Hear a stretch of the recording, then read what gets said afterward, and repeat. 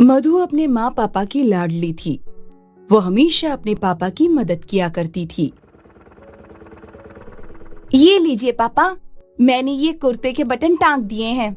बहुत अच्छे बेटा, अब तुम्हें सिलाई करना भी सीख लेना चाहिए। क्या पता ससुराल में काम आ जाए। क्या पापा, आप फिर मेरी शादी की बात कर बैठे? मैं तो यहीं आपके पास रहना चाहती हूँ। हाँ हाँ मेरी लाडली, तुम अपने पापा के पास ही रहो। धीरे धीरे मधु के पापा ने उसे सिलाई करना सिखा दिया। मधु को सिलाई करना बहुत पसंद था, तो वो अक्सर अपने पापा की दुकान में काम किया करती थी। यहीं वल्लभ ने मधु को देखा और उसे वो भाग गई। वल्लभ ने मधु के पिताजी से रिश्ते की बात की और कुछ महीनों बाद वल्लभ और मधु की शादी हो गई। वल्लभ अच्छी नौकरी करता था, इसीलिए शुरू शुरू में सब ठीक था। 2 साल बाद जब मधु ने बेटी को जन्म दिया, देखिए जी, कितनी प्यारी है, आंखें देखिए। अब क्या देखूं? तुमने मुझे कुछ देखने लायक छोड़ा है क्या? मेरे घर वाले सब वारिस का इंतजार कर रहे हैं। अब किस मुंह से उन्हें बताऊं कि तुमने एक लड़की को पैदा किया है? पर लड़का हो या लड़की, है तो ये हमारी ही ना। ये लड़की सिर्फ तुम्हारी है, मेरी नहीं। वल्लभ वहां से चला गया और मधु रोने लगी।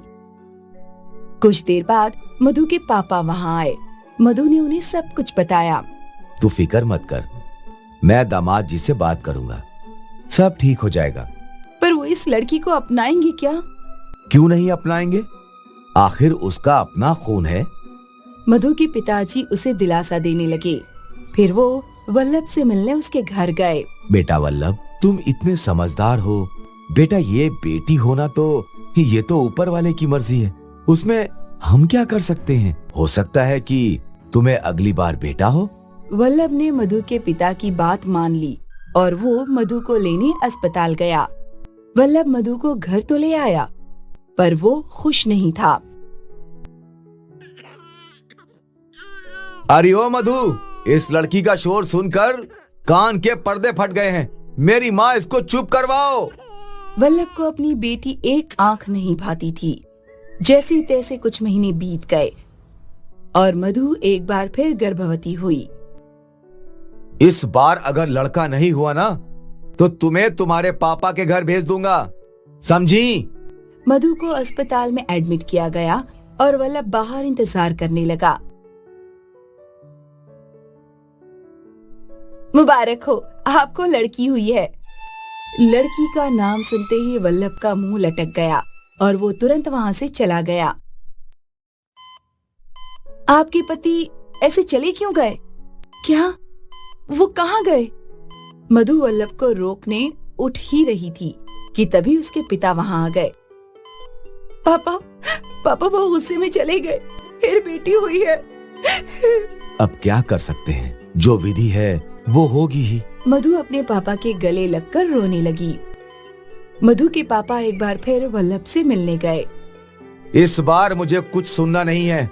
आप चुपचाप अपनी बेटी और उसकी बेटियों को अपने साथ ले जाइए। पर वो बच्चियां तुम्हारी भी हैं। उन लड़कियों से मेरा कोई वास्ता नहीं है। ये सुनकर मधु के पापा हताश होकर वहां से चले गए। वो मधु और उसकी दोनों बेटियों को अपने घर ले गए। मधु के पापा की उम्र हो गई थी, फिर भी वो सिलाई का काम करते थे ताकि वो मधु और उसकी बेटियों को अच्छे से पाल सकें। लेकिन 2 साल बाद मधु के पापा चल बसे। अब मधु के पास कोई सहारा नहीं था। मधु ने अपने आप को संभाला और खुद सिलाई का काम करने लग गई। वो अपनी दोनों बेटियों को संभालते संभालते सिलाई का काम भी करती थी। देखते देखते उसकी दोनों बेटियां बड़ी हो गईं और स्कूल जाने लगी। मधु की बड़ी बेटी माया स्पोर्ट्स में बहुत अच्छी थी। मैं आपकी परिस्थिति जानता हूँ, लेकिन मैं चाहता हूँ कि आप माया को सपोर्ट कीजिए, वो टैलेंटेड है और बहुत जल्द आपका नाम रोशन कर दिखाएगी। सर, जितना मुझसे हो सकता है मैं करूंगी।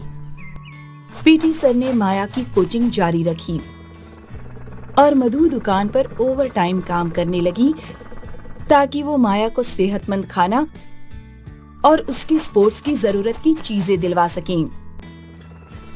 माया भी जी तोड़ मेहनत कर रही थी। इन दोनों माँ बेटियों की मेहनत रंग लाई और माया ने स्टेट लेवल चैंपियनशिप में गोल्ड मेडल जीत लिया। माया ने अपनी माँ का नाम रोशन कर दिया जब उसकी और उसकी माँ की तस्वीर अखबार में आई। ये तस्वीर देखकर वल्लभ सोच में पड़ गया कि आज उसका भी नाम उस अखबार में होता अगर वो बेटी के जन्म पर अपनी पत्नी को अकेले ना छोड़ देता। उसकी इच्छा थी कि वो वापस जाकर माफी मांगे, पर अब किस मुंह से।